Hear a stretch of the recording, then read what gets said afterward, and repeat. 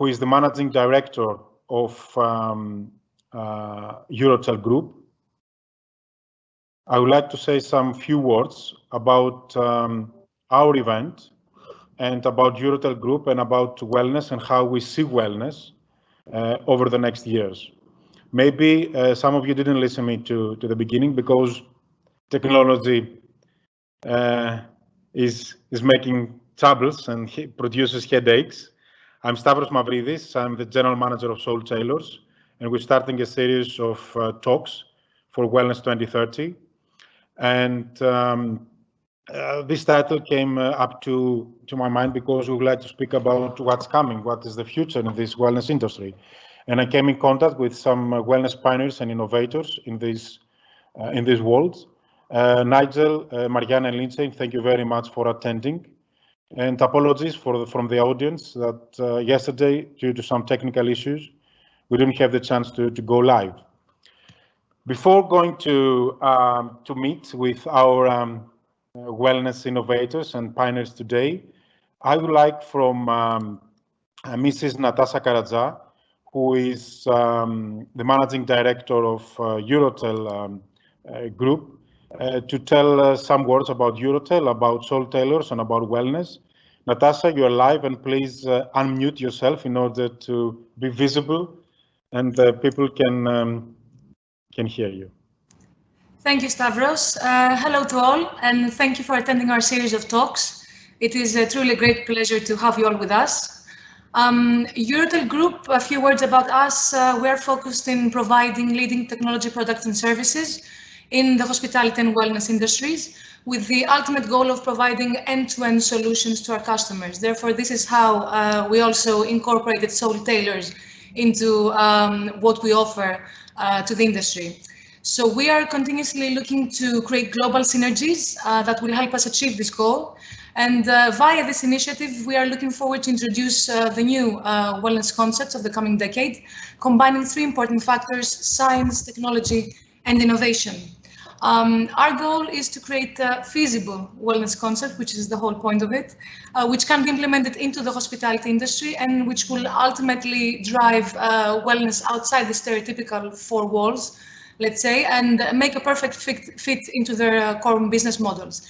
And in fact, according to a recent study from the Wellness Travel Association, wellness travelers do tend to spend almost 4 times more than a normal traveler and select resorts that provide health and wellness services. Therefore, we believe in the value of wellness and the impact that it ultimately brings to the quality of our lives, and we see this every day around us on a daily basis. And bearing this in mind, we promote the new innovative concepts, always keeping closely facts and figures that give us, that keep us to reality and give us the greater picture and enable us to provide the right solutions mix for every business. We are extremely honored to host so many amazing speakers who will shed some valuable light in what is coming for the future and of the industry, and I do look really forward to that. So thank you very much, and I hope you enjoy the series. Thank you very much, Natasha. I hope that now you see my face into the screen. I would like to thank a lot from my heart, Natasha, that believes in wellness and believes in me and Soultailors, because it's the new baby and company of Eurotel Group. And we're trying to introduce the new wellness concepts in Greece and, of course, abroad. We believe in synergies, and that's why we are here today to speak with these people that I'm going to introduce one by one now. So I will start from Lindsay, just to introduce herself. So Lindsay, unmute yourself and please introduce yourself to the attendees and our audience. Hi, good morning, good afternoon, good evening, everyone. My name is Lindsay Madden-Nadeau, and I'm the founder of the newly launched Meraki Bespoke Wellness Strategies. I spent the last 20 to 25 years working for some of the biggest hospitality brands within Accor, Fairmont, Raffles, Orient Express, and recently have just launched Meraki Bespoke Wellness Strategies with an ambition to work on truly holistic wellness opportunities. And I'm really grateful to be here today. Thank you for having me. Thank you very much, Lindsay. And now I would like from Mariana to introduce herself, Mariana Palmeiro. So please, Mariana, introduce yourself. Hello, everyone. As Lindsay said, good morning, good afternoon, good evening, wherever you are now. My name is Mariana. I'm originally Portuguese, living in Switzerland right now. I've been in the spa industry for some time. I started my career in hospitality when I did a Master of Hospitality Management in Cornell, which really opened my eyes to what at the time was the spa industry. After that, I moved to Asia, where I was a project manager opening different spas in the region for a spa management company. Then I moved to a hotel management company where I applied the same principles of opening a spa to opening small boutique hotels and developing wellness programs. And in 2017, I moved to Switzerland. I wanted to leave the tropical island mood to move from one bubble to another bubble, which is Switzerland, with my family as well. And I joined a group of hospitality management schools. And the mission has been to educate and create new relevant content for the next leaders of the hospitality industry. I'm also a consultant. I'm also a co-founder of the neuroscience brain enhancement company that is going to bring some innovation to the industry. So I'm all up for education, for development, and for the future of wellness. So thank you so much for having me. Mariana, thank you very much. It's too many things to talk about today. Yes. And now I would like to introduce you to, a really good friend. I know him like for 10 years now. We've cooperated together at Amanzoe here, and I can tell you he is the spa whisperer. But Nigel, please introduce yourself. Hi guys. Thanks, Stavros. Thanks for that, and thanks for having me. And good morning, evening, afternoon. My name is Nigel Franklin. I'm the founder of the Spa Whisperer, which I founded 15-20 years ago. I'm also the founder of Moss Wellness Consultancy, which is a wellness design and development company, and also the co-founder of a beautiful Moss of the Isles spa product, which is a therapeutic spa product that I created with two of my really great friends and fellow therapists 2 years ago. We launched in 2018. So yeah, I mean, I've spent really similarly as Mariana, I've had my journey has been kind of global, and I've worked developing wellness concepts and building spas for Aman Resorts, Stavros, Four Seasons, and currently have some projects in India and potentially in Portugal. So it's yeah, I'm lived in California for 27 years, in San Francisco, but currently in Bavaria, where it's freezing. So here I am. Good. So I'm getting my face now live, because we will start now our conversation. So Nigel, apologies, but the ladies will have the lead on that, and you will be the last for the question. So let's start from Lindsay and ask the first question. And Lindsay, I'm sorry, my English are not so excellent at trying. You had a long journey into the wellness industry. You've been vice president at Accor Hotels many years, and you cooperated with wellness pioneers and hospitality pioneers. Could you please tell us about this journey and how affected the way of thinking, your personality, and at the end, the brand that you launched recently, Meraki?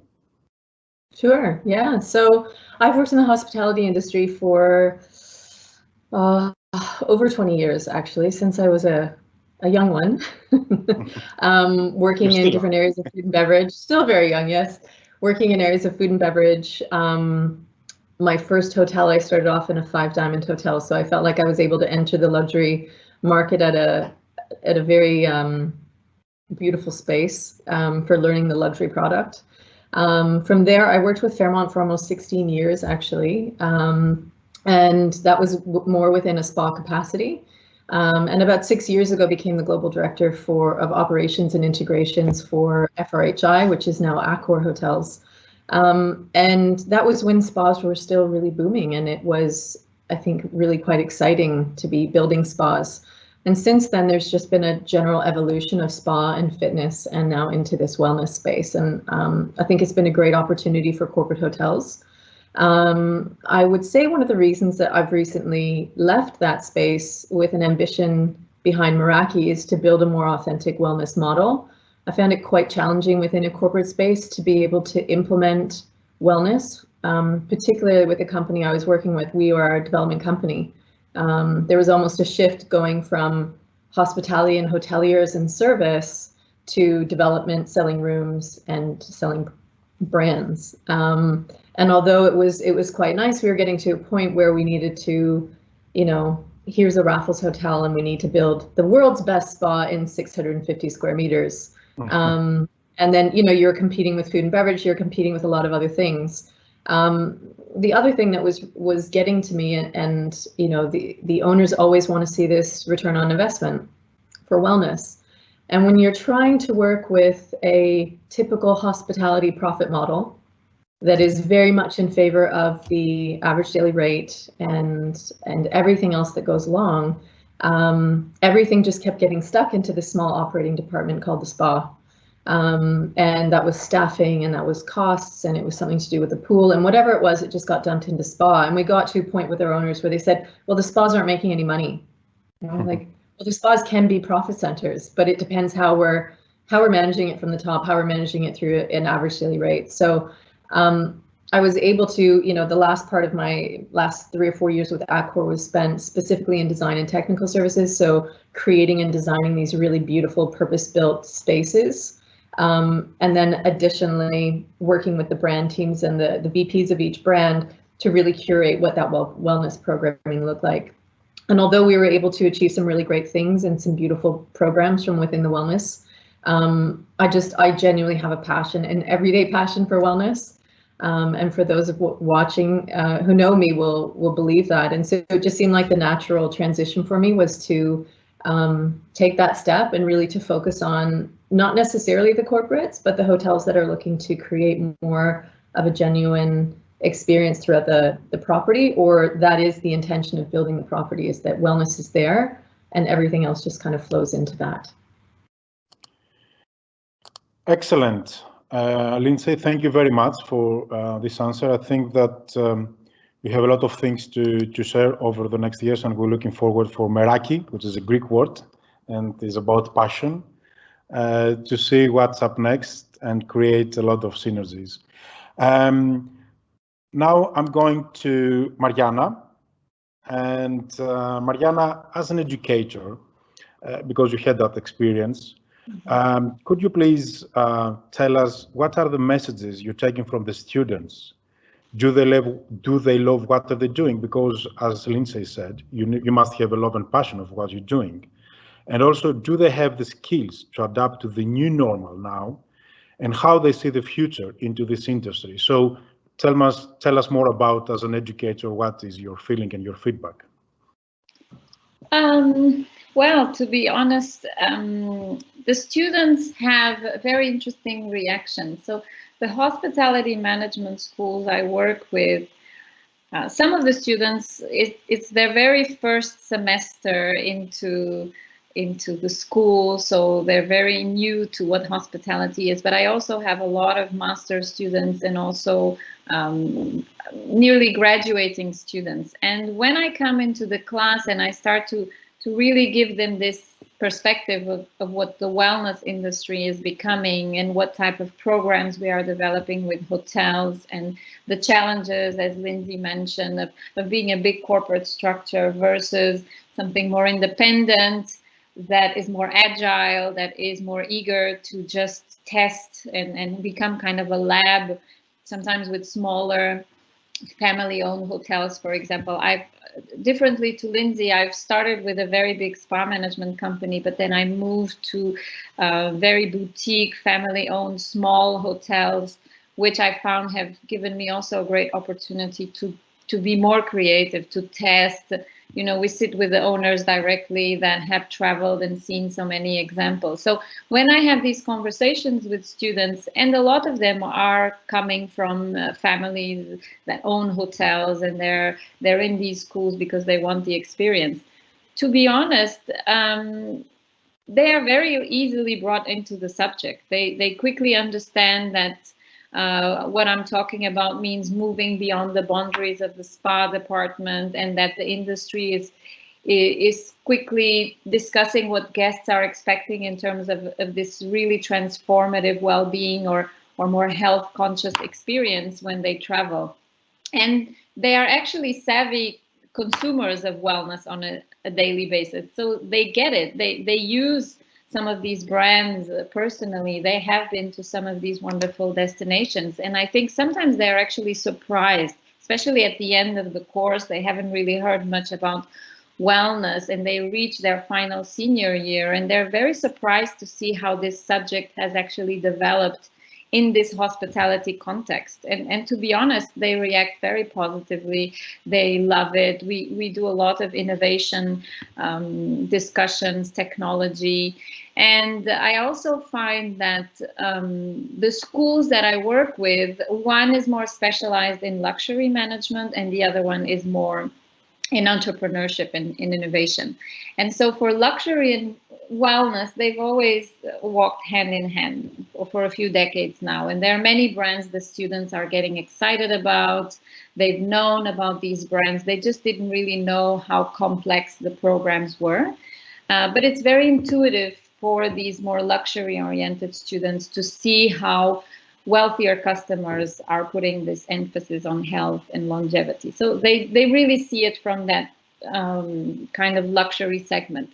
The students focusing on entrepreneurship and innovation, that's when the fun conversation starts. And we start to talk about how spa and wellness and innovation and technology are becoming, you know, into every aspect of the guest touching point, from the room experience to the F&B to the mini bars and that's where I feel that the students are really interested in taking on these new changes, and they're very excited about going into the hospitality industry and this career to bring some of that new innovation mindset and create new concepts. So they're very excited. I know they will get into some difficulties, as Lindsay illustrated, by especially in the more corporate brands, but you know, they see it. They didn't really notice a lot of the development, but they're excited.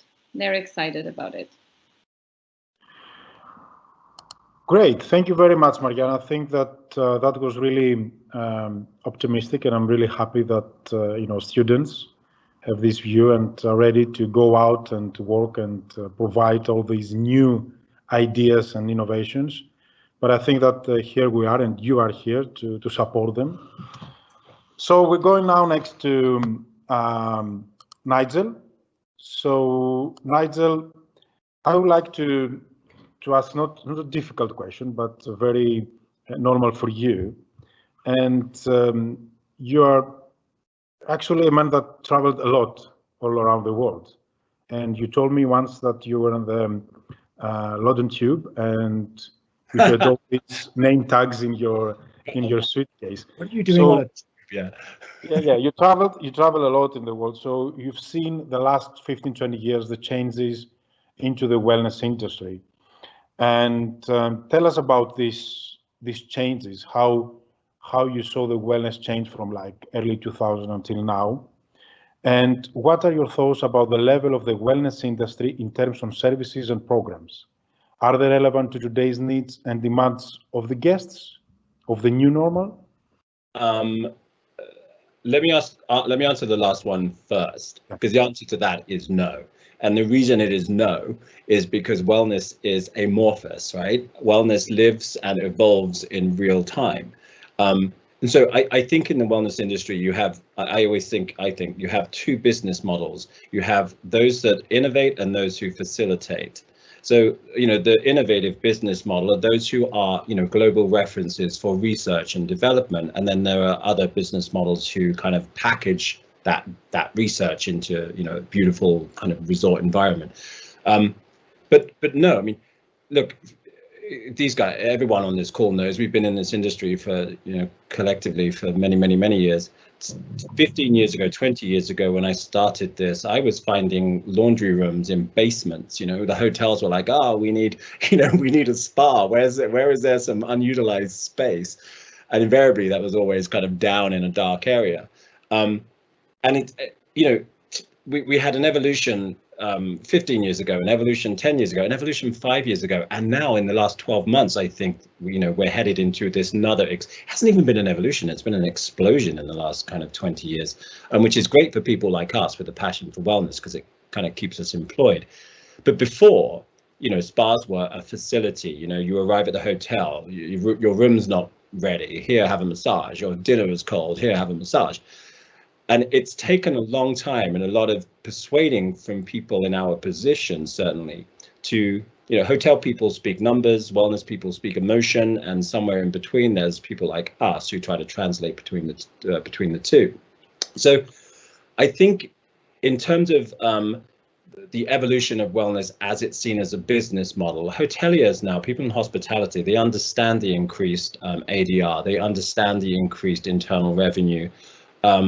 And wellness is a key driver. I would suggest it's kind of business suicide, really, not to open a hotel without any kind of wellness aspect. And you see that now, even with places that are the places that I'm developing, and we're building wellness into the DNA of it, rather than it being some kind of alien attachment.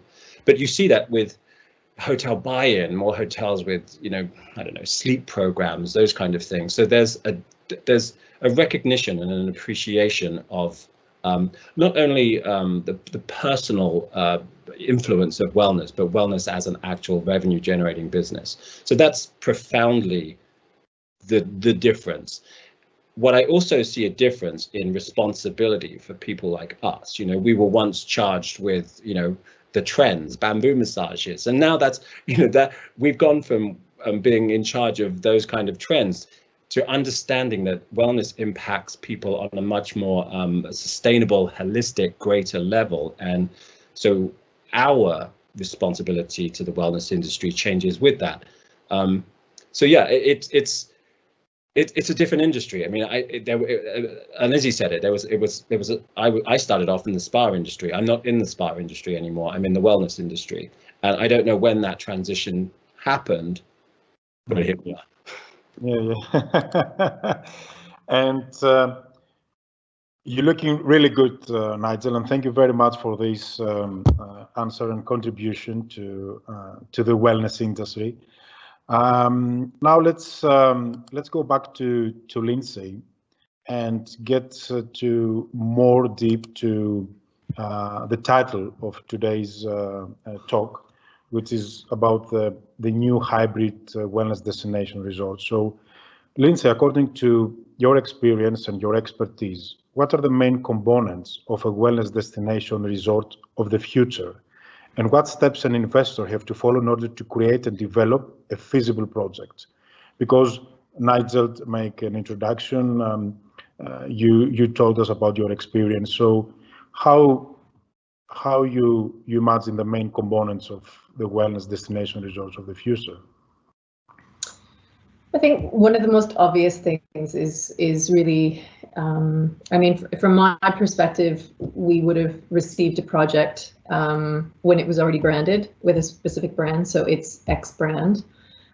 We would already have a specific space available, and then after that, it was up to us to try to convince the owners that wellness needed to play a role in that. Now, the odd time we had an owner that would actually come to us and say, no, wellness was important. And I think that one of the most fundamental things, aside from having the space to be able to do it and the investment, etc., is to ensure that in the overall positioning of the hotel or the resort or whatever you're going to position it as, that wellness plays a predominant role. Because I'll give you an example. We were building something in Vietnam, and it was more of a corporate hotel, where wellness was definitely something that was within the guest DNA. but it wasn't the driving force behind the brand. And it was so incredibly difficult to convince people that this particular hotel needed to have wellness within its positioning. And that was really what was going to make it work. So we had, let's say, 365 guest rooms, and we were trying to take 10 of those guest rooms and dedicate them just to wellness. We're trying to increase the wellness kind of total space. And we were trying to create it so that you could have a corporate brand and it could run over here with the kids club and the pools and everything that you needed from the family perspective. And then over here, you had a dedicated, wellness space that also incorporated, 10 dedicated rooms with more of a wellness programming. So I think for me, within a positioning perspective, if we weren't able to have that positioning within the main hotel, then wellness really just loses its place within the hotel. It becomes another product, service. And that's one of the biggest challenges I think that I was facing, was that, you want to have owners that, a lot of owners came to us. Oh, what about wellness? What about wellness? The other challenge that we had was that the development teams and the design and technical services teams didn't understand what it cost to build wellness.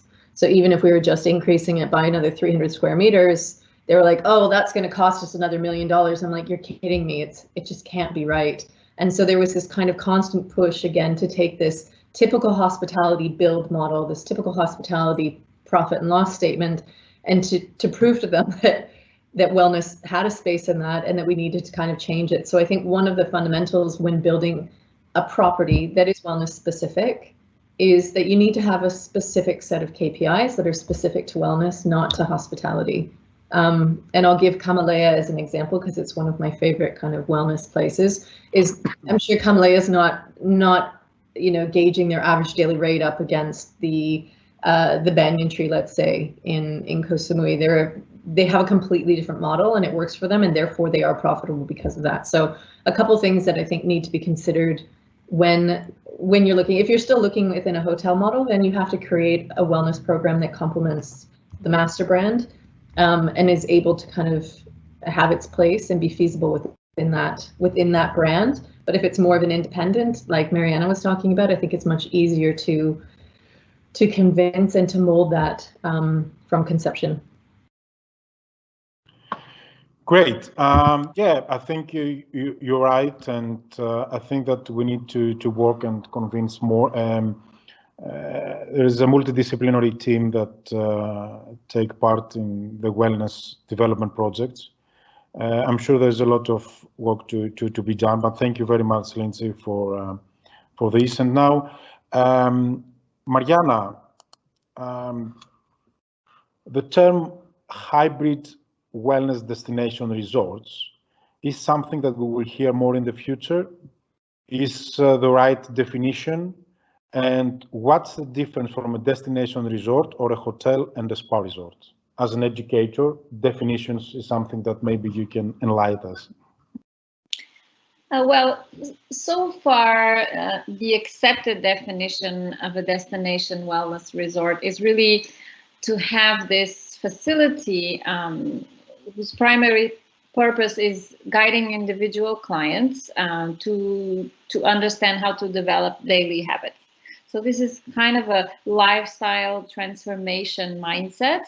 You come to this destination resort, you have a purpose. Either it's something that you've selected from a series of goals, of generic goals, or something has been really personalized for you.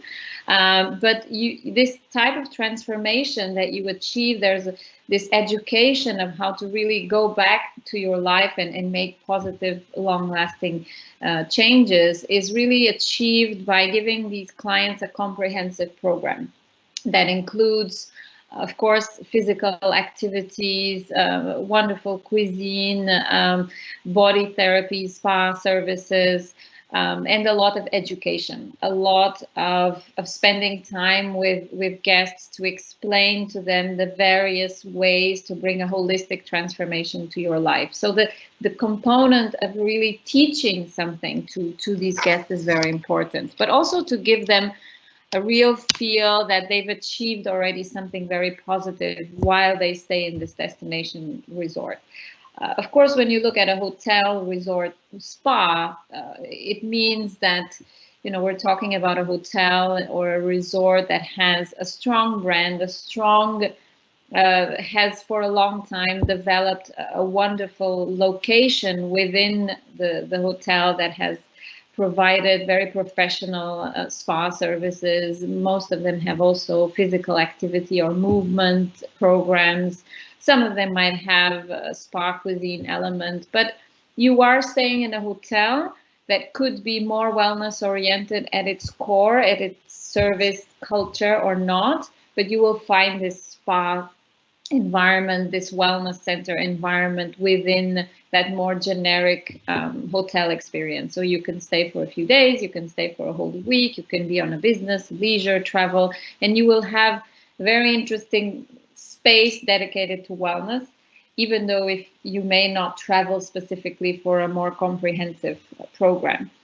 Now, of course, what we see being developed is a much greater kind of hybrid model that mixes all of these. I'm working right now with independent hotels that want to position themselves very strongly in the wellness market, but they don't want to become a destination. They don't want to alienate their business travelers or their leisure customers in the peak season of summer. They want to become a great destination for the well-being consumers in the off-peak season, perhaps, or here in Switzerland, taking advantage of the beautiful scenery of the mountains, of nature, and find a way to grab some of these consumers, this market segment, and help the hotel position itself very closely to their needs, to become an interesting brand that they trust, that they come back to regularly.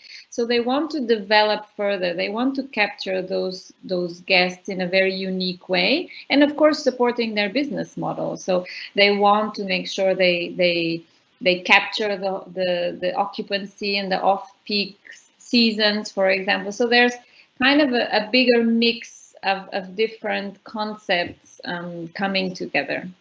And that's how I see there's some medical components being brought into some more city urban hotels.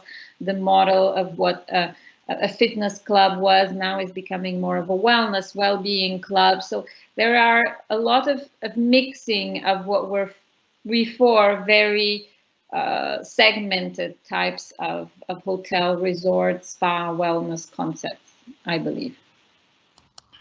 Thank you very much, Mariana. I think that was very, very clear about the definitions.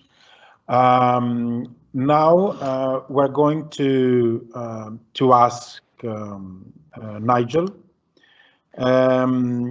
because Nigel, I think the last year or 2 years, you had an experience of developing 2 medical wellness concepts, one in Europe and one in Asia. So could you please tell us what was your experience about that, and do you think that this kind of resorts are the future in terms of investment and guest preferences? And is this the future hybrid wellness concept where medical, science and wellness meet? And how can we develop these medical wellness resorts in Greece? Yeah, look, if we had had this conversation before COVID-19, I would have said, yes, this is the future of wellness. Now we're having this conversation, hopefully toward the end of COVID-19. I'm saying yes, plus. You know, the medical wellness has kind of become a bit of a niche for me.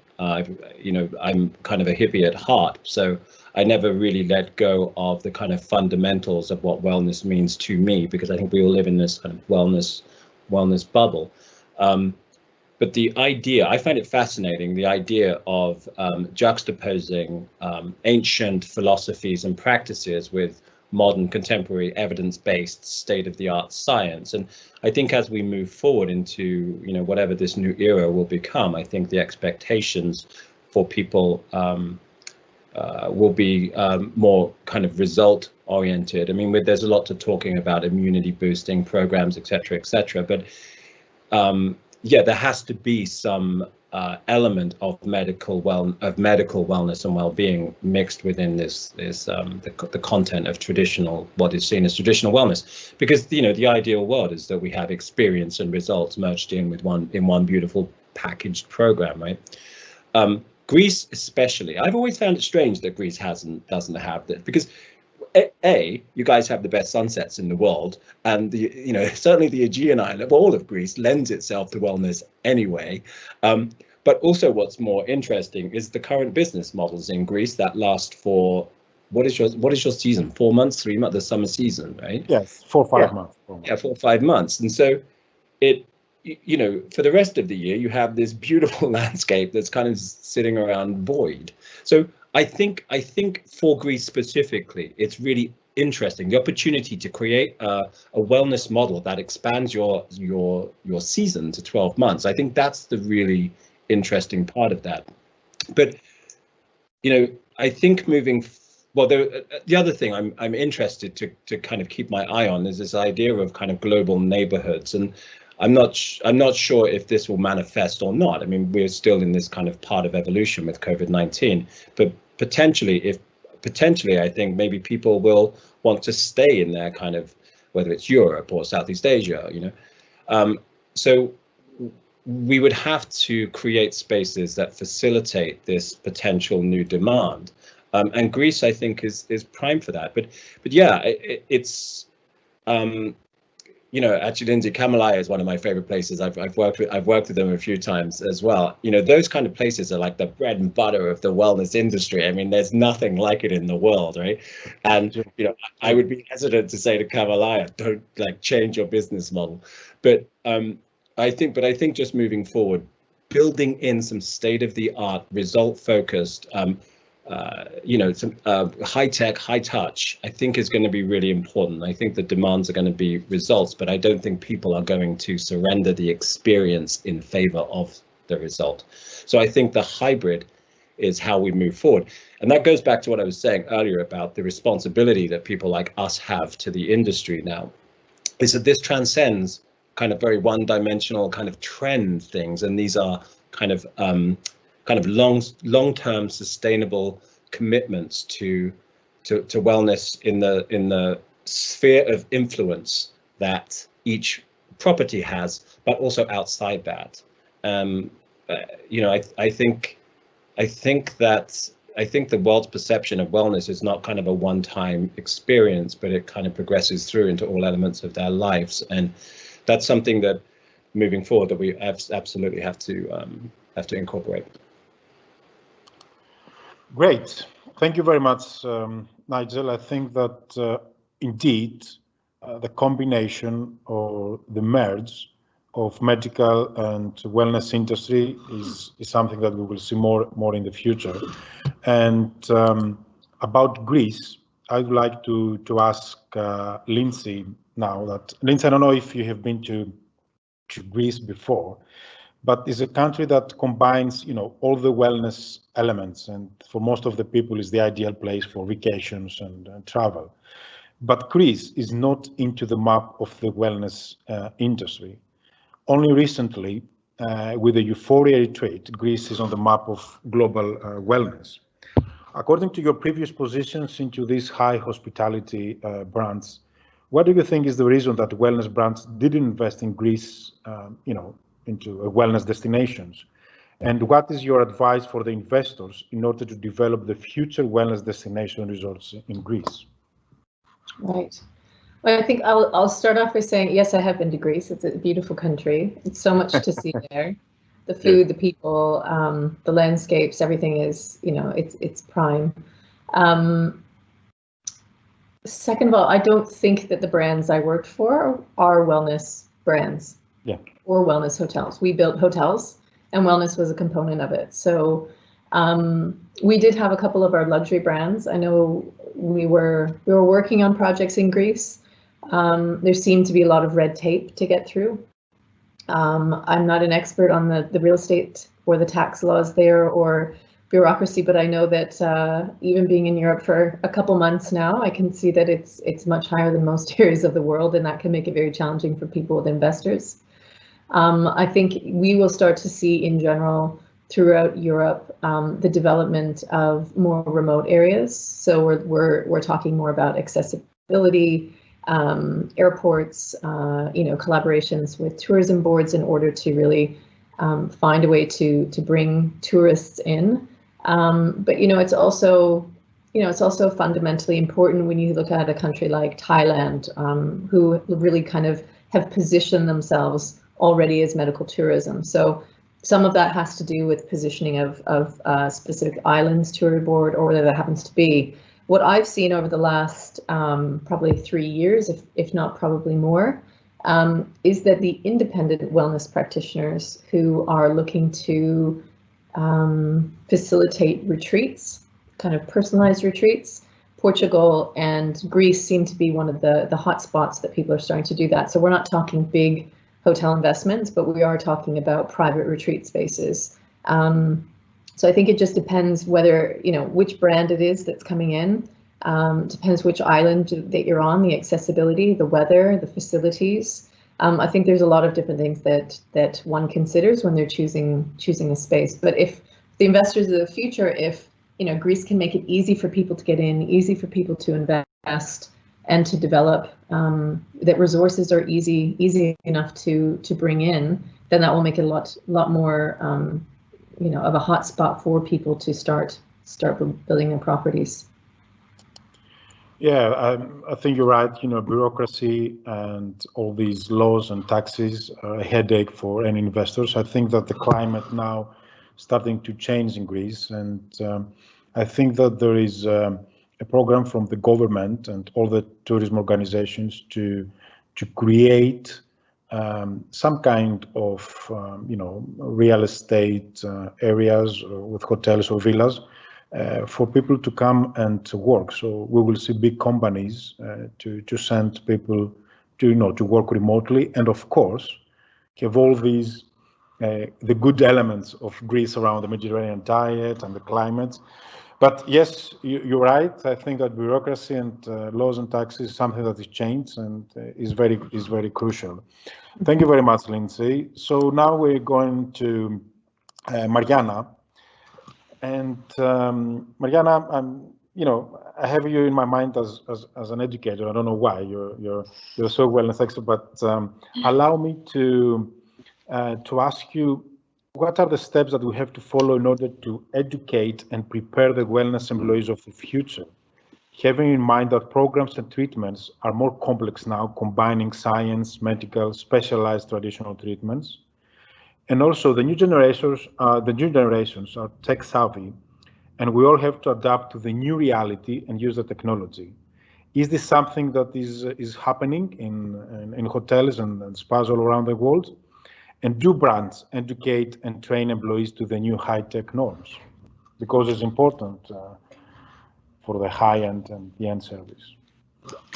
Thank you. I was really, I like that you see me as an educator, because I think that even as consultants, we are always educators above all.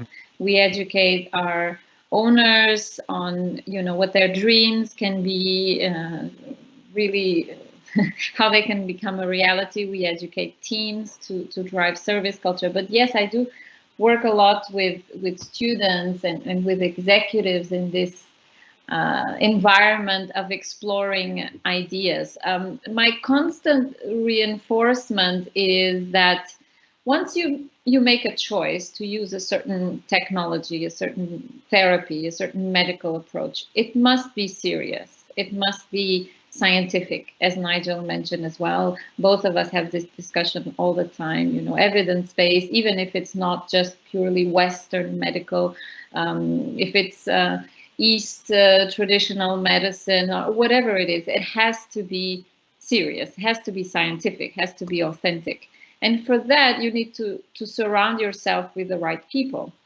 And it can be from an advisory position, or you can bring an expert on board and make sure that person is really able to develop something highly proven and supported by science. I think that's really key in explaining what we do differently, in explaining why technology matters, in explaining why a medical approach matters more and more in the types of concept we developed. But even before that, I really try to educate the students and executives in this education environment to anticipate who your customers are going to be, and how do you develop a program that is relevant for that market.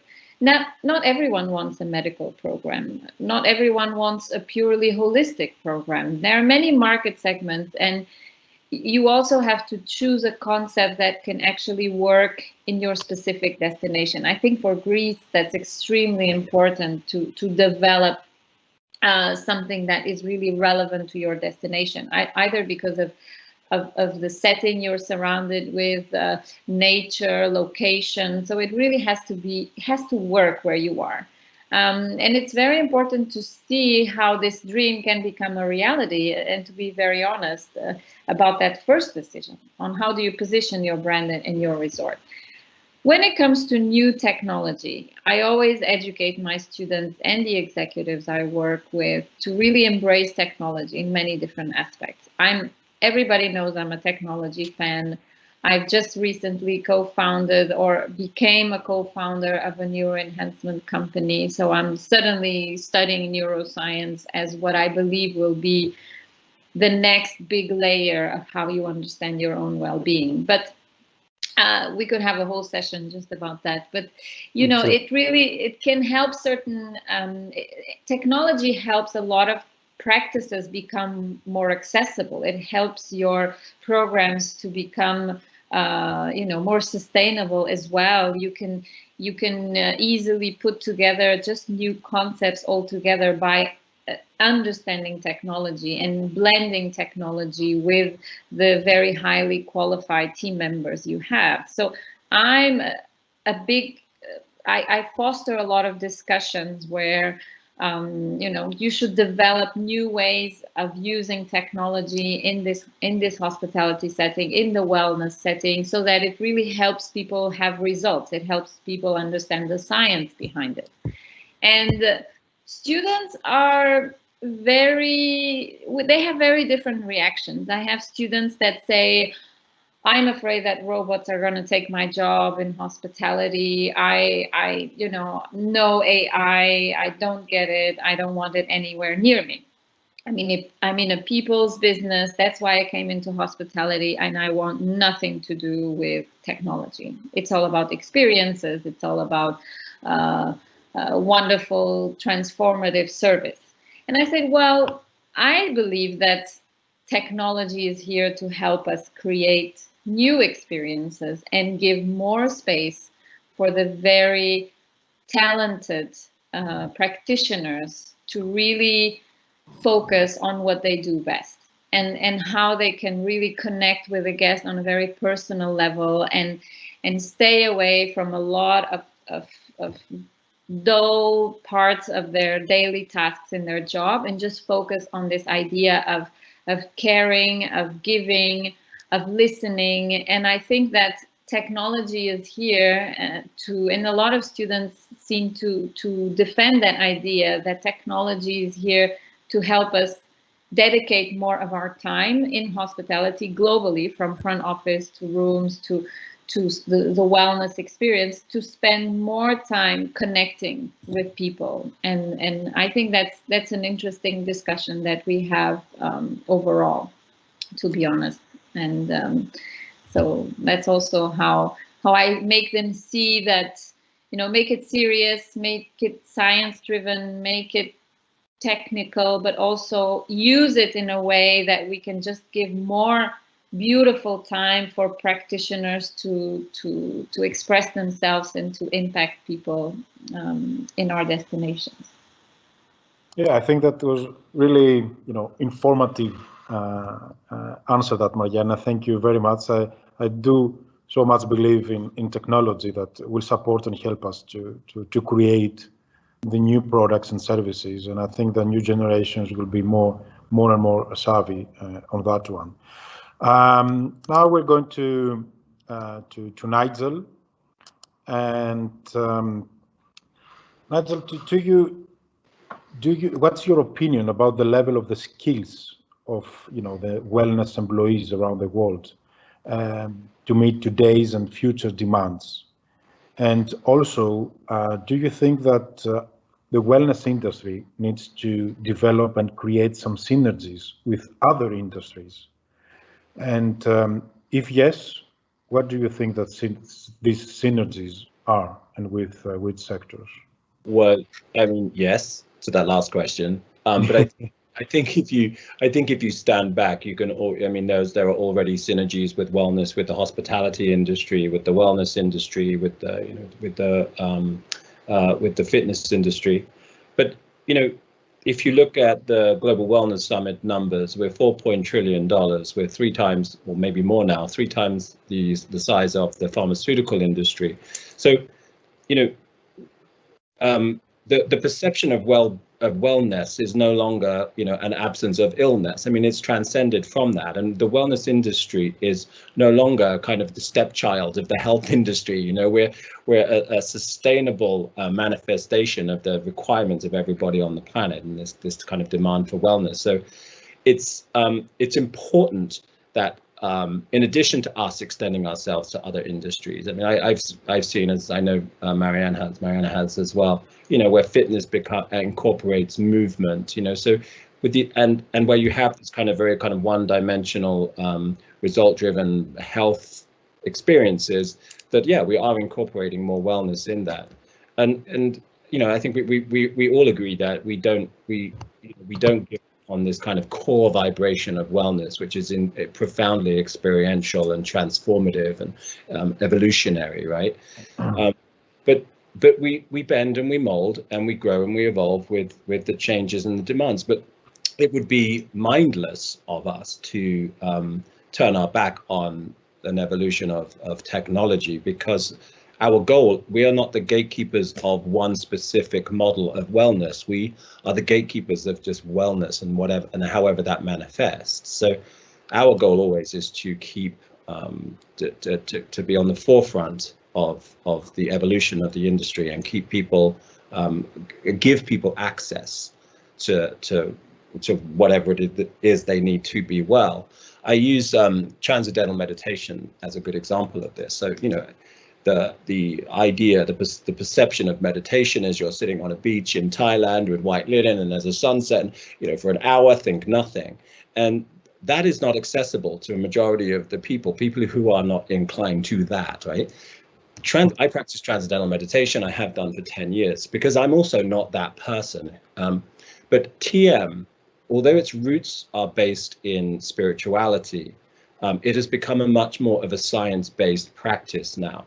And what that has done in its evolution has given people who would not go and sit on a beach in Thailand, it's given them the access to the benefits of meditation. And I think that's how we package these traditional wellness experiences is changing. There are projects that I've done. I've gone and had like the organic experience. Istanbul, for example, I went to get a hammam in a 400-year-old cave and got beaten up and freezing cold water, but understanding that that is not for everybody. So you take that organic experience and you soften the edges of it, and then you present it to the world so that they can still have the experience of a traditional Turkish hammam, for example, without having the experience of a traditional Turkish hammam.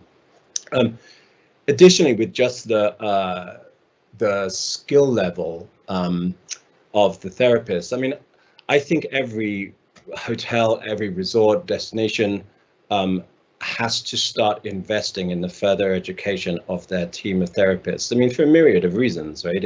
It connects the therapist to therapy, it enlarges their menu, etc., etc. But and I think a lot of the times, but depending on where you are in the world, but let's say Southeast Asia, for example, I think Southeast Asia buffers their menu with buffers the skill set of their menu, at least, with visiting practitioner programs.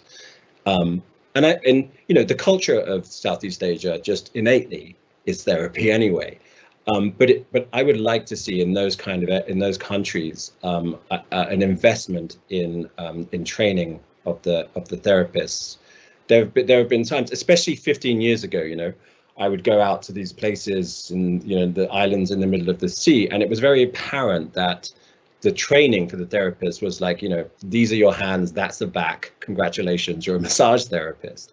And, you know, as the expectations, because, you know, we all travel now, we've all had a spa experience, so our expectations manifest accordingly. And so there has to be an awareness for people who operate, whether it's corporate hotel environments or destination resorts. There has to be an awareness to incorporate further education and increased skill set. You know, and you know, outside of COVID-19, if you know, it doesn't appear. I think it's wonderful. The visiting practitioner program is a beautiful thing, but I think it's in my experience, sometimes I find it quite divisive, because it becomes the therapist and them, and it would be beautiful to see a more of a collaborative approach to that.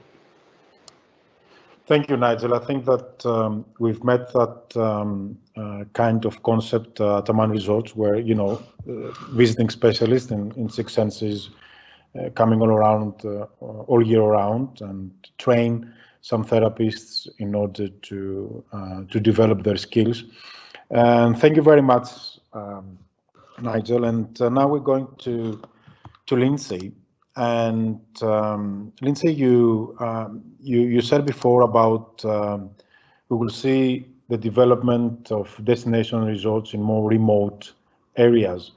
Do you think that urban wellness destinations resorts we will see the demand on that, and the development of these kind of resorts, or, you know, projects increase, because we will see that guests would like to be continuous in touch with their health and wellness modalities. And we saw that Six Senses and Amman, they're opening in London, in New York, they're in Tokyo. And if you can share some numbers concerning the return of investment according to your experiences, to give an indication about numbers on developing wellness destination resorts. Yeah, I mean, wellness destination resorts, I think hospitality in general is going to change, because you have your typical business hotel in a business location. People are not going to be traveling as much, at least for probably at least the next 2 to 3 years, just not even just because of COVID, but because the budgets just won't allow. There's also been an introduction of a new way of working, and maybe we don't have to be spending all this money.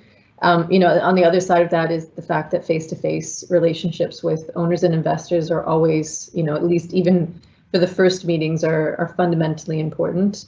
You know, I think wellness within urban centers, not even just viewing it through a hospitality model. I think there are certain markets, like potentially even in the US, I'm not saying all of US, but in areas like California and New York, and you know, these other areas where wellness is part of the lifestyle there.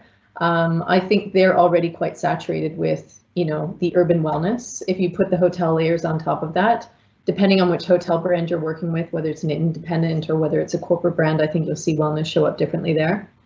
In Southeast Asia, it's very much the same when you hit Singapore and Malaysia. I know, living in the Middle East for 13 years, Dubai was, you know, Dubai and Abu Dhabi was a place where urban wellness was becoming more and more predominant. Europe, I think, has a really big opportunity there. I don't know if culturally they're there yet, and what that kind of guest looks like. And it's funny, I use this as an example. I've been in France only for 2.5 months now, and my perception of wellness and what wellness means is something incredibly different now, because my wellness in Dubai looked like eating really healthy foods and going to, you know, wellness retreats and my yoga and my meditation. I had my own spaces, and, you know, it was very different. And my wellness here looks like 4 to 5 hours outside every day in nature, croissant and a glass of wine with dinner, which is a completely different well-being, but equally giving me a very fulfilling model. So I think that we're going to start to see that wellness pops up And I really hope that wellness pops up different for every single, project that we work on, because there was a time probably 2 years ago where, it was really kind of rubbing against my own values that everybody was trying to be wellness, wellness, wellness, and everyone was defining what wellness meant. And you start to realize that wellness is actually just so many different things, and there's so many different factors, and it means something different to each brand and to each program. And I think it's really important, even in the role of Meraki, to make sure that those wellness destinations that we create, whether they're urban, whether they're, kind of small models, big models, that there is really that differentiation. I think we'll see more and more people moving towards wellness in their homes. So people who are buying properties, they're going to be looking at, how do I build wellness into my home so that I have it there and it's accessible all the time? I think we're going to start seeing, wellness being built into workspaces.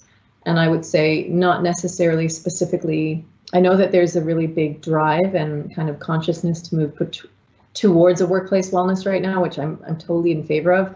There's just the other side of that of, can we afford to build workplace wellness with our budgets being so compromised at the moment? So there's a consciousness that's building, which is great.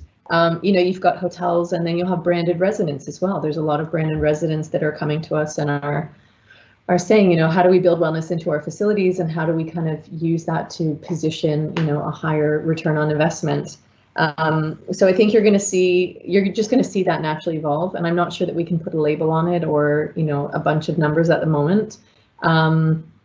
But, if we're looking at people who are buying residential homes, you're looking at, a three to, this is coming from the Recreation and Leisure Assets Wellness Real Estate Report, and there's about a 3 to 12% increase in the value of homes when, they're closer to nature, when they're closer to the sense of well-being. So that could be if they're in green zones or if they're in conservation areas.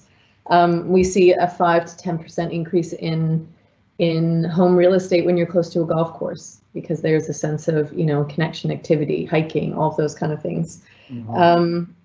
And then, I posted something on the Meraki Instagram last week where you've got a 9.2% increase in the average ADR in favor of wellness hotels. And again, these statistics come from the RLA real estate report. So I think that there's definitely the opportunity for it. It just needs the right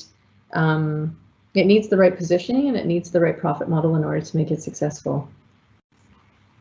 Really, really interesting things, so Lindsay, and thank you very much. You share these numbers, and as I said, in this industry we need to learn every day, and we have to see what's happening all around in order to create the future.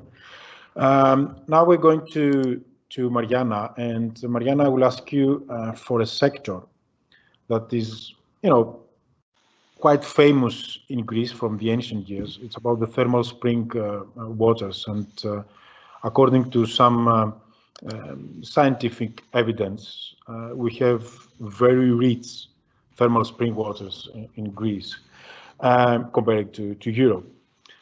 Do you think that this wellness sector, because is one bubble of this wellness industry, is something that we have to look and invest in the future? And if yes, why?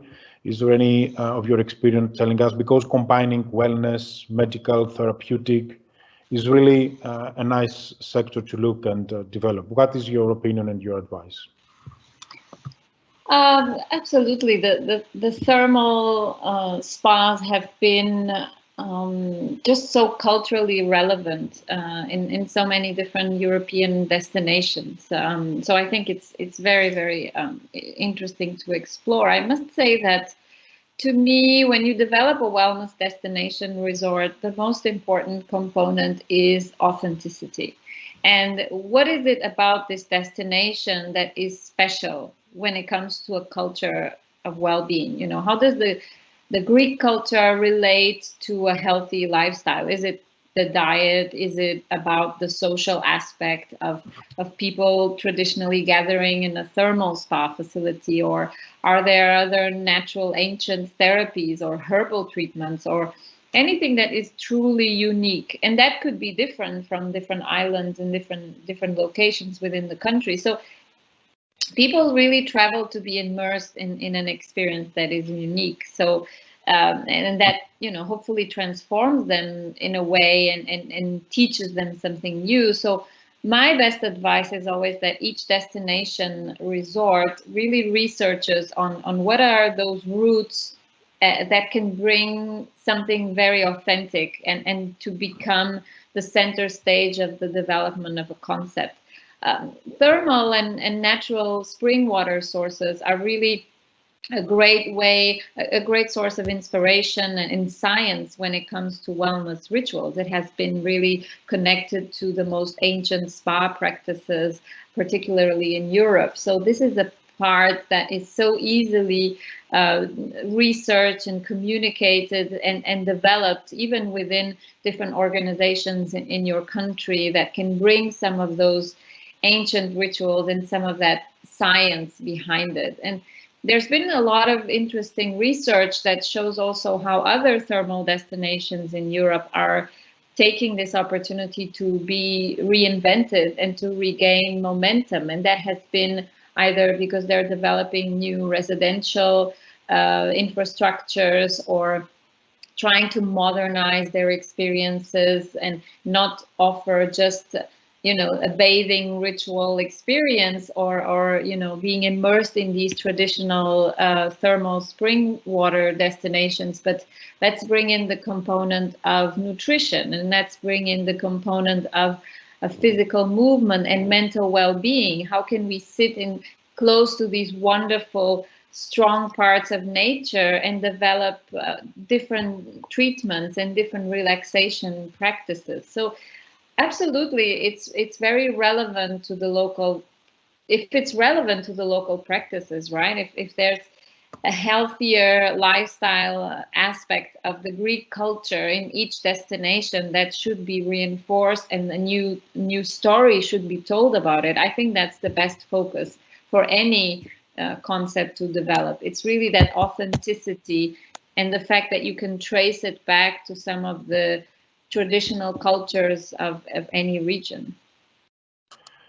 Thank you very much, Mariana. Hopefully that here in Greece we will start to develop all these, you know, thermal spring water, because I can tell you it's quite significant, and they're very rich in materials, you know, to provide all these health benefits. Thank you very much, Mariana. So we go now to Nigel, and Nigel, I would like to ask you about the people, you know, which is the machine, the main machine of organization. You've been to Greece and you saw the level of the skills of the spa employees and wellness employees in here.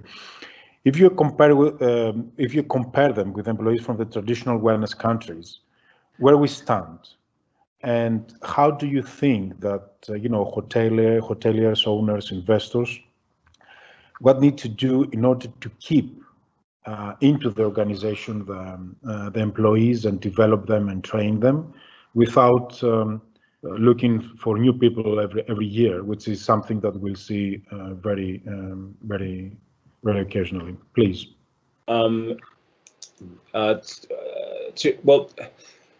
To answer your first question, where Greece stands in terms of countries, specifically Southeast Asian countries, which I would consider to be more kind of traditional kind of wellness environments, you know, I think that certainly the therapists I've worked with and at Stavros we've worked with, I mean, you know, people are driven. There are certain places in the world that people are driven to wellness through a need to heal and to nurture, and then there are certain places in the world where, you know, they're driven to it out of kind of necessity, and it's kind of the fundamental industry of that area. I think it's important to understand. Like, I once had somebody tell me that they could open a spa without any experience, and I said, no, you would open a building. You wouldn't open a spa. Wellness is not bricks and mortar. Wellness transcends the space, and it goes to the people who deliver it. And that's the important thing. And that takes us down to, certainly not at Marianne's level in terms of her students, but when you're looking at, you know, I hate the word beauty, but when you're looking at beauty schools, cosmetology schools, massage schools, it's how we deliver the message of wellness and well-being, and how we show people that coming into the responsibility or the impact that they could have on somebody's life is much greater than, you know, this kind of very one-dimensional educational model that they have. And I think if we inspire people at the very, very beginning to come into the wellness industry, then those people just spend their whole careers, you know, fly. They sprout wings and they fly, because it's just more than a job. But I think, you know, the connection part is the important part. Wellness has an energy, right? It doesn't have a language. I remember Stavros, therapist that we worked with once, and her English wasn't very good. And I said, listen, nowhere on the menu does it say our therapists speak perfect English. That's not true. Yeah, I remember that. Yeah. You know, that's not the expectation. You know, it has an energy, it has a vibration to it, and the delivery of this, you know, hopefully a kind of altruistic experience. You know, my own story. I have a master's degree in journalism. I was in San Francisco writing for the San Francisco Chronicle, and I went to write for the opening of a spa. And I had this profound, beautiful experience with this therapist. Her name was Margaret. I called my dog Maggie. You know, she changed who I was, and she made me feel safe, and she made me feel wanted. And it just wasn't what I was expecting. So I wrote the story of the spa, but I wrote the story of this experience of it, not the treatment. And I became a therapist because I wanted to deliver that experience to other people. And then I became a consultant because I wanted an army of therapists around the world, making people feel safe and wanted. So, you know, we have to deliver that message of potential and responsibility and impact. I mean, that has to come from, you know, from the very, very beginning. In terms of keeping therapists and not changing them every year, that is more to do with offering them extended education. And offering them extended education as it applies to the evolving industry. You know, we've talked about the kind of juxtaposition of medical and traditional wellness, but I love the idea of therapists going to learn more kind of osteo-based treatments like visceral manipulation or craniosacral. And it benefits everybody because it anchors the therapists in wellness once they see not only the potential of what they can learn, but their own potential in what they can deliver. And so it's a really long answer to your question about Greece and other countries. But I think the fundamental difference is it's one potentially, and I don't, in my head, I'm like, that doesn't sound right. But one potentially is born out of a desire to heal and nurture, and then potentially I think one is born out of more of kind of a necessity. Certainly when you go into Southeast Asia and it's more of the remote, the more remote resorts that kind of hire the local people. But it shouldn't begin and end there. I mean, I think every destination and every place that offers wellness has a responsibility to nurture and develop the people who are nurturing and developing their guests. And that's kind of the bottom line, really, for me. Thank you very much, Nigel. I think that we'll understand that, okay, Greece has employees with high-skilled therapists, but of course, we need to go more deep, and this is what I'm seeing in Greece as well. And with Euphoria Retreat, there is a start to develop wellness employees. And I think that Arman Resorts, that we work together at Arman Zoe, we saw some people raising from there, and you can see them after 7-8 years have this mentality. Actually, I mean, you're actually a really good example of that, because I mean, as I've known you in different facets of your career, but I will tell you, as a spa director, you are the person who stands and commits to developing their team, and that, you know, yeah. But you are that person, and it's for you and for people like you. Wellness is not. I mean, obviously it's a business, but for you, it's a responsibility and a journey that you take with your team of therapists, and and in terms of support and etc. And that's what we need. I mean, we need people to look at these people and say, what these people are doing. Like, the therapists are the ones who deliver it. Without the therapist, wellness is just a word, right? So it's true. Yeah. It's true. Yeah, no. This is what we're doing. As Mariana said, every one of us is an educator, and we need to educate owners, hoteliers, GMs, and therapists, and whatever. So we're approaching to the end. I have one question for it, which is actually the same question for each one of you. And then we have some questions from the audience for you to answer. So I'm going to Lindsay for this last question. Will be the same for you, Mariana, and Nigel. So Lindsay, your last words for the future after this pandemic, the COVID-19 that it's all over the world around the health crisis. Is wellness will play a major role to overcome that, and the years to come, 2030 is the title of our talks as well. And according to what we said today, how Greece can take place in this new world? I just think really simply that if owners and investors are not considering wellness as a platform right now, then they're completely behind the times. And it's just as simple as that, I'm not even going to say anymore. It's that simple. Okay, yeah, I think that we had this ancient wisdom in Greece that, the less you speak, the more the people understand. And I think that you said everything, and thank you very much. I think this is the simplest way to tell someone what to do. Mariana? I'm right there with you, Lindsay. I have another expression, something I discussed with Nigel yesterday as we were catching up on things. Accessibility to me is, it's wellness for everyone now. It's not just for the very few. It's not just for the luxury places. It's not just for the expensive, highly profitable experiences. It's just wellness for absolutely everyone, from the people that work with you, from the people that manage your properties, the team members, the guests.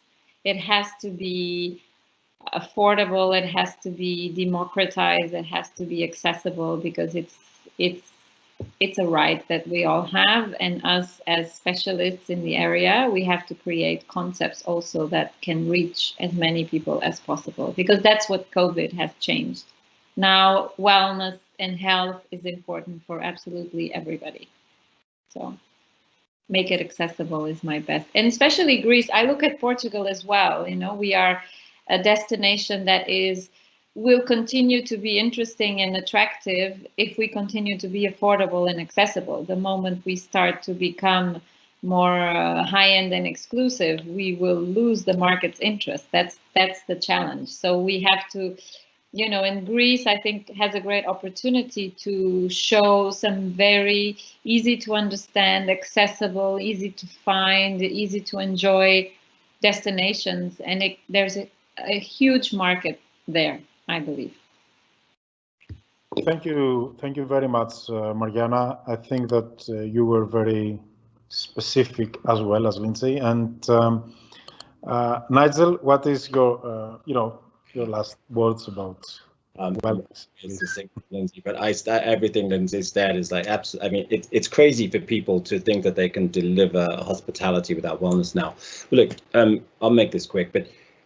We've learned two big lessons. This is specific to COVID, right? So we've learned two big lessons in C19. One is a lesson of our own mortality. The other is we've learned a lesson on how fragile society is, how quickly this can all break apart. And I hope that in our lifetime we don't go through another experience of this. But this is for me a very much a unifying experience. And for once in our lifetime. The world is going through the same thing at the same time, the same experience at the same time. And so the global unifying list of demands are going to change. And I think, in terms of, it would be great for me to see Greece step up and be a global reference for wellness experiences. And I think everything is in place for it to do that. But yeah, look, there's a difference between response and evolution. You know, when the beginning of all of this, there was a lot of noise, it was a lot of response, and now we're in a space of evolution. And I think Greece is in a really good opportunity to take advantage of that evolution and build the response into the DNA of the wellness places that it will create. So I think you guys are in, you guys are, I'm from San Francisco, to use a baseball term, you guys are on third base. Okay. Thank you very much, Nigel. So I have some questions from the audience. I think the time is quite long, and we had a very good conversation. I hope you enjoyed that, as our audience and me enjoying that. There's some architects on the audience, and one of them asking, as an architect, how can I convince my hotel owner client that wellness can provide a substantial income instead of simply providing futures to the client? This is an architect that I worked together, is Michel, and who wants to answer that question? Lindsay, Nigel, Mariana? Yeah, I mean, I don't mind taking that on. I think, you know, again, there has to be a synergy between the entire concept. It can't just be, I mean, the architect is convincing them that wellness needs to play a role in the design and so forth. That design is a holistic thread throughout the guest experience. So it's starting from the landscapes and the grounds and where it's positioned, and then it goes, you know, into the lobby and what that means in terms of a guest experience, and then it moves into the different food and beverage, it moves into the spa and how they do that, it moves into the fitness and the outdoor activities, and it moves into the guest room. So to me, it's a holistic thread, and it has to be a theme that's kind of sits in the positioning of the hotel. You know, we worked on a lot of different projects with the Raffles Emotional Wellbeing Program, the Design for Harmony, and what that really meant to a Raffles guest. So when they came in, they didn't really understand why they felt so good. But it was because behind the scenes, we had curated this incredible design concept that helped to support their well-being. So even if they were sitting in their room and it was something to do with the feng shui in the rooms or the colors that we used or something, it's not like we had to, you know, plaster it everywhere and tell the guest, this is why this room is well-being. We just want a guest to come in and have that overall sense of well-being. So we curated all of these amazing things. So to me, it's when we create a wellness concept with Fairmont, we were working on the idea of elemental design and becoming closer to nature and what that felt like and what it looked like and how we could position it differently.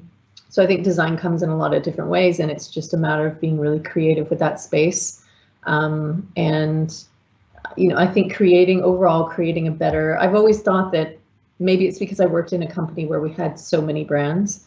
Design was always a way to differentiate, because these days, with the amount of development that's going on with hotels, you can put any name on it and they all look the same, and they all have the same lobby chairs, you know. So to be able to use design as a differentiator, to use wellness design as a differentiator, I think is an incredible, you know, way forward. Can I just jump in on that? Just to yes, of course. Let me Nigel, of course. Please.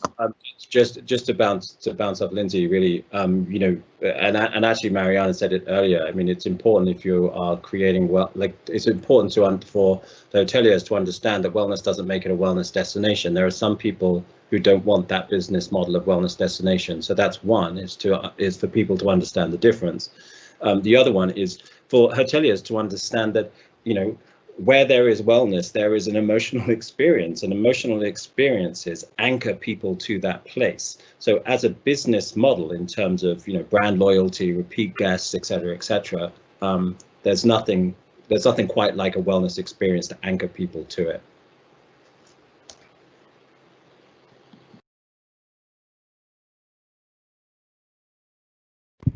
You're on mute.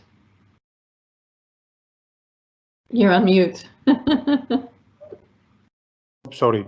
Yeah, Mariana, can you please? You're alive, Mariana. Apologies, technology. No problem. I've always seen design as the one of the key elements to storytelling. I really think that, you know, you always have to prepare your story, the narrative, who are the characters. You have to script, you know, this vision, this emotion that you want to trigger in people. And then design has to do it in a very subtle, invisible almost way. And again, and of course, then there's harmony of design. You cannot just think of an F&B outlet designed to have a concept and then everything else be completely just disconnected. I think there's that whole first stage of designing any destination is always about the storytelling, and that then means it's everywhere.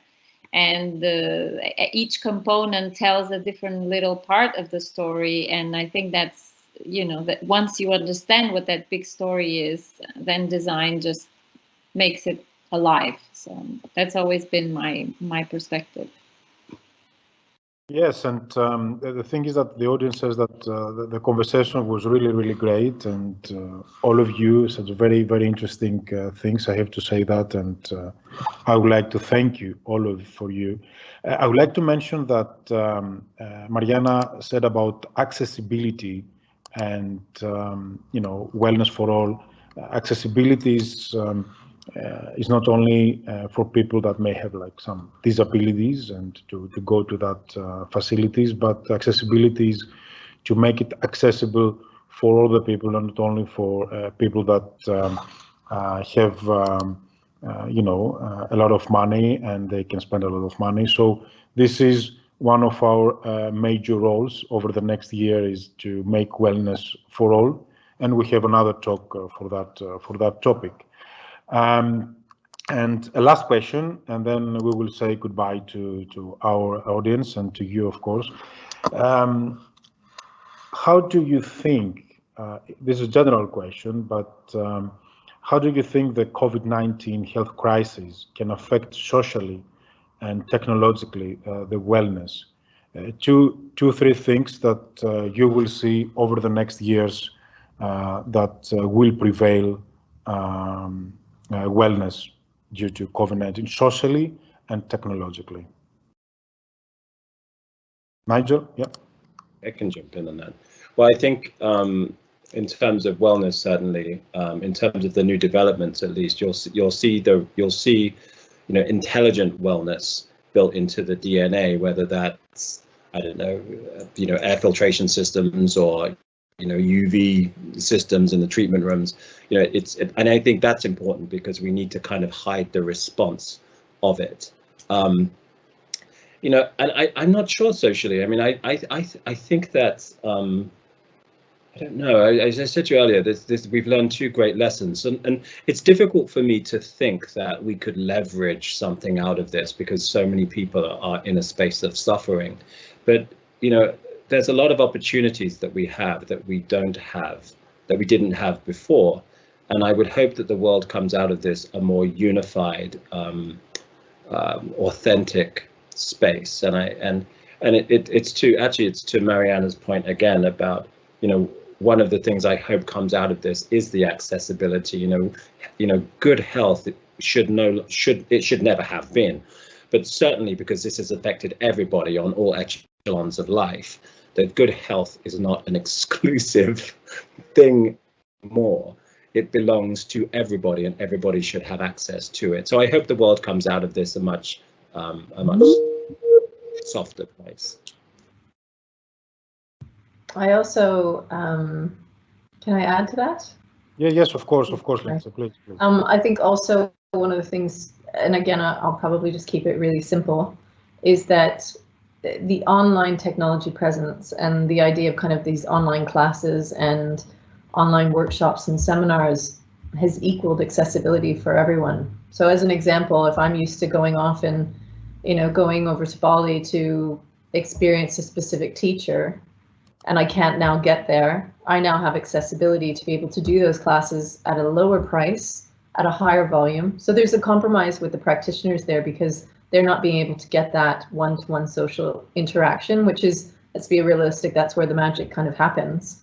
But equally, I have a larger accessibility with a larger group and it's more affordable for me, which means that I can expose myself to a lot more workshops and learning and knowledge. So there's a trade-off, I think, at the moment, but if you're looking for more of a let's say, a genuine experience, a more connected experience in the future, that will, I don't think that social connection is going to go away. I think it's changed.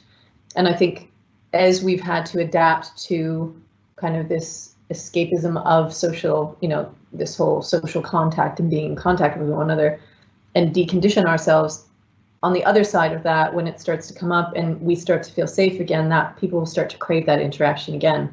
So I think we'll be in the best of both worlds, where you'll be able to have your cake and eat it too, really. Thank you very much, Lindsay. Mariana, would you like to add something to that? Yeah. Yes, I also think that you know, social well-being has always been, you know, similar to what you see in sustainability, for example. It's not just about the environment, it's also about how you connect with everything around you. And I think well-being is also, you know, how are we connecting with our community, being digitally or being in our surrounding community. And I think that social aspect of well-being is very important, and particularly in hospitality. So many brands disregarded for a long time their neighboring community, and Nigel mentioned that as well. And now I think it's very important that we understand how we can bring well-being to the people that are closer to us, because they will more easily become in contact with our practitioners. They will more easily be engaged with our spaces physically, but then also how do we open that community to a digital space, and that's where technology comes in as well. We can now support people in many different parts of the world if they like our brand, if they like our concept. But we should always also consider that the ones that really live close to us, they should get to know us better, and we should be more socially connected to them. Thank you very much, Mariana, for this last word. So I hope actually I came up wiser after this talk, and I'm sure that most of the audience found that useful as well. I thought I'm thinking that we spoke about the future and what is coming, and I would like to thank you, Mariana, Lindsay, and Nigel, despite the difficulties of the technology that produced us yesterday and today. Apologies, I was quite nervous and stressed. I'm not that kind of person doing that course, but I love to connect with people that have passion and move forward. So I really, really thank you from a deep of my heart, Lindsay, Mariana, and Nigel. I will get you live to say just a hello to everyone. So Lindsay, just, you know, Thank you for having me. Yeah. It was actually great to connect with Mariana and Nigel as well, because we haven't connected. So thank you for the opportunity to be able to share our expertise on this platform, and we'll look forward to seeing Greece move forward. You're more than welcome, everybody, to Greece, and you will come to Greece, and everybody will have a nice dinner and lunch. Mariana, you can say hello. Thank you so much, Stavros. Thank you to my dear colleagues. It's always so nice to feel that we're not alone doing this change and this transformation and dreaming of what the future can be like. I definitely look forward to meeting in Greece, you know, feet on the sand and watching a beautiful sunset together very, very soon. Of course. Nigel. Thank you. Stavros, you know me. I love this kind of environment, you know, just kind of swapping ideas with people in our industry. So I really appreciate you for inviting me and for bringing us all together. Lindsay, it's a pleasure to listen to you. That was fantastic. Mariana, I love you anyways, you know that. But Stavros, this has been great. I really appreciate it, and I hope everybody you know, kind of got to hear some influential information from us. Thank you all, and speak soon, and stay safe and healthy, and we'll be together soon. Bye bye. Thank you. Thank you very much. Bye bye.